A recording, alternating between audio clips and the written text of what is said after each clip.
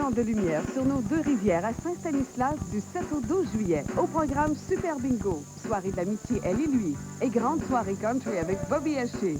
En plus, Kevin Parent en spectacle vendredi 10 juillet. Carmen Campagne samedi 11 juillet. Grand défilé de pontons illuminés suivi d'un super party rétro et feu d'artifice. De plus, participe au tirage d'une Mercury Cougar 99 et d'une génératrice Honda EZ5000. Le Festival des Deux-Rivières du 7 au 12 juillet à Saint-Stanislas. Tout l'été à Drummondville. Je suis le gardien des légendes fantastiques.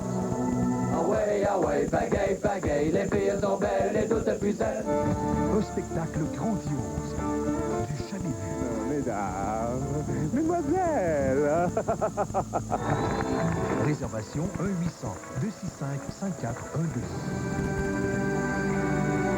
L'amour est plus fort que l'amour.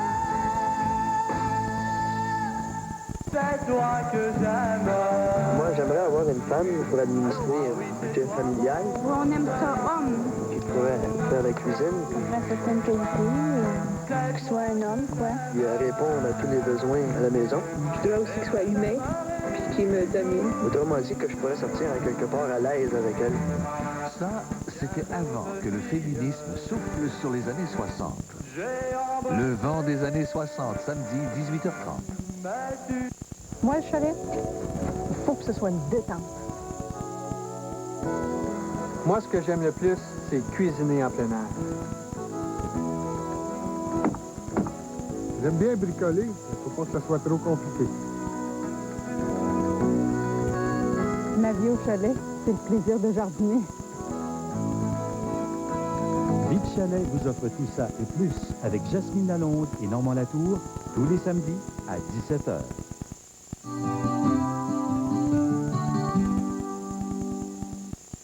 Performance LP, les spécialistes du lavage haute pression et à la vapeur résidentielle, commerciale, industrielle et agricole. Performance LP dispose d'équipements à la fine pointe de la technologie et vous offre un service professionnel. Du travail minutieux, toujours bien fait. De plus, tous les produits utilisés par Performance LP sont biodégradables. Téléphonez-nous dès maintenant pour une estimation gratuite. Performance LP. En plus, 11 contre 12. Nos sens vibrent. Nous sommes heureux. Tellement fiers.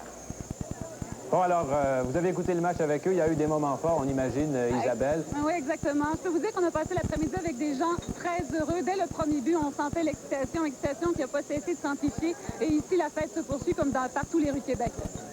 Merci. Au revoir. Au revoir.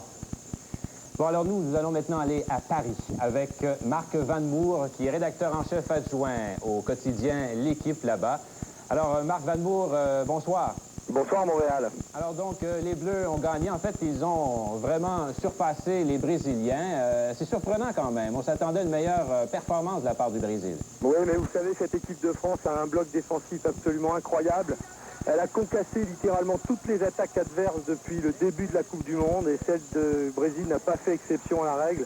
C'est la plus importante victoire, le plus gros écart en finale depuis la victoire du Brésil en 1970 contre les Italiens, 4-1.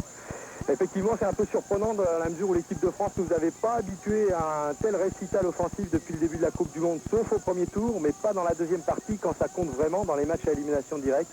Et là, ils ont survolé leur sujet. Tout s'est mis en place de manière absolument magique et incroyable pour ce match crucial et essentiel.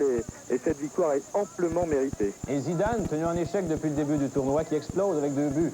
Oui, effectivement, on attendait Zinedine, il faisait une Coupe du Monde un petit peu décevante. Il avait été désigné par tous les plus grands techniciens, de Cruyff appelé comme le grand joueur de cette Coupe du Monde. Et puis il n'avait pas marqué un but, il n'avait pas été décisif, il avait perdu 3 finales dans sa vie avec Bordeaux, 2 avec la Juventus en finale de la Coupe des Champions. Et il n'y a pas eu de 4e fois, il a gagné celle-là, il a été rayonnant. Il a offert des balles de but et il est venu lui-même conclure, ouvrir le score et puis mettre le 2e but sur corner, sur coup de pied arrêté. Et il a vraiment survolé cette finale au sens littéral du terme puisqu'il a monté plus haut que tous les Brésiliens pour marquer ses buts de la tête. Marc, ça fête actuellement sur les Champs-Élysées. Moi, j'y suis pas, mais je vous dis, on n'est pas très loin avec le journal. Et on l'entend d'ici, les concerts de klaxon. Il y a la foule envahit les Champs-Élysées. Il y a l'image de tous les champions du monde, et notamment celle de Zinedine Zidane, qui est actuellement projetée en grand sur un des piliers de l'Arc de Triomphe, avec ce slogan « La victoire est en eux ». Et ça va être une énorme fête. Je ne sais pas si ça va s'arrêter demain matin quand le soleil va se lever. Je pense qu'on peut être parti pour une grande célébration. Merci Marc. Au revoir. Au revoir. Alors, on le disait un peu plus tôt, une véritable marée bleu-blanc-rouge qui déferle sur Paris actuellement, la ville lumière qui brille donc de tous ses feux.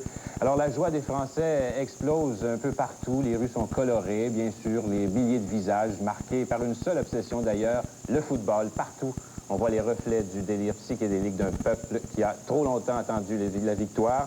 Mais il faut aussi parler de la défaite, parce que les Brésiliens, eux, largement favoris d'ailleurs, ont perdu donc 0-3 contre la France. Une défaite crève-cœur, bien sûr. Robert Plouffe, lui, a suivi le match en compagnie donc de Brésiliens. Robert, comment on vit la défaite? Bien, disons que ce sont, Sylvain, de bons perdants. Ils ont perdu dans le rythme. C'était évidemment pour eux un match décisif. Ils défendaient leur titre. Le Brésil a gagné, on se rappelle, à la dernière Coupe du Monde il y a 4 ans. Et je vous dirais donc qu'il y a quand même des bons perdants. J'ai avec moi justement un perdant. Vous êtes déçus?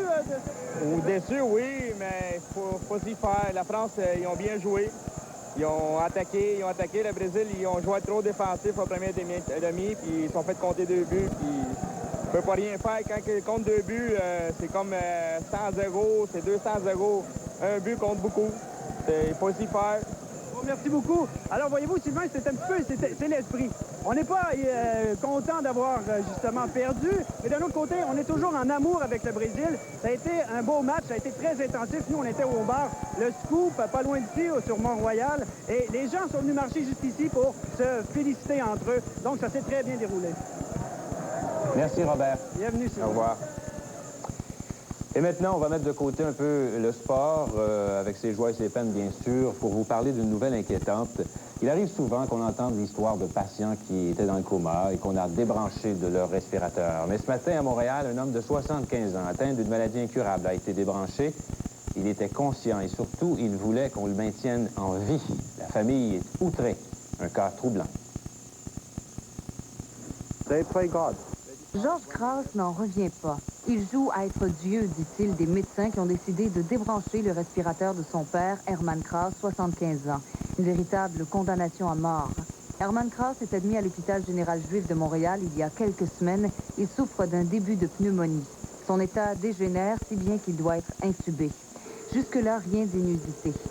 Mais son état se stabilise. Même si l'infection dont il est atteint lui aura été fatale, intubé, il pouvait rester dans cet état longtemps.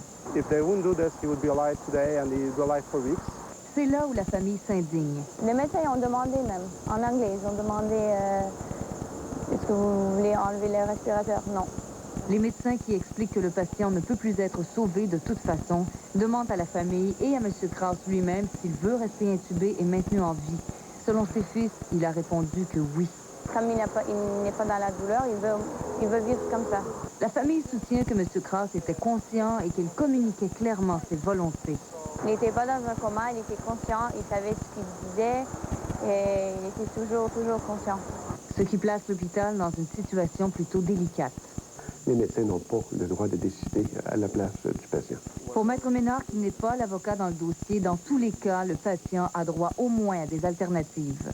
Pourquoi est-ce qu'il faut avoir son consentement avec le patient? Il peut choisir plusieurs conduites possibles. Par exemple, il peut requérir une deuxième opinion.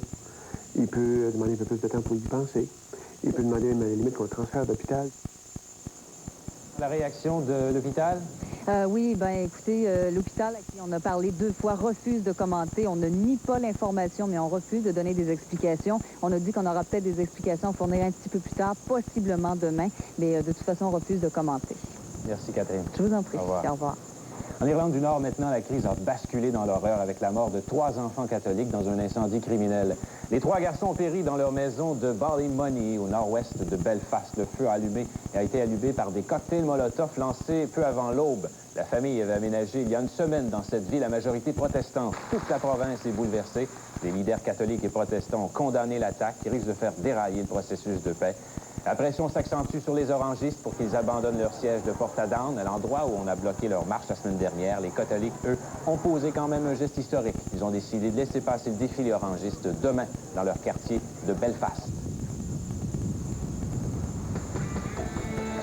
Vous avez une nouvelle importante à nous communiquer. Vous avez tourné des images qui pourraient faire la nouvelle. Appelez-nous au 790-Nouvelles ou à l'extérieur de Montréal au 1-800-Nouvelles. Vous pouvez aussi nous envoyer une télécopie au 790-3333. L'adresse Internet nouvelles@tva.ca. Les deux occupants d'une voiture sont morts dans une collision à l'intersection des rues Papineau et Émile Journeau à Montréal ce matin. Le conducteur aurait tenté d'effectuer un virage, mais n'a pas vu venir l'autre voiture.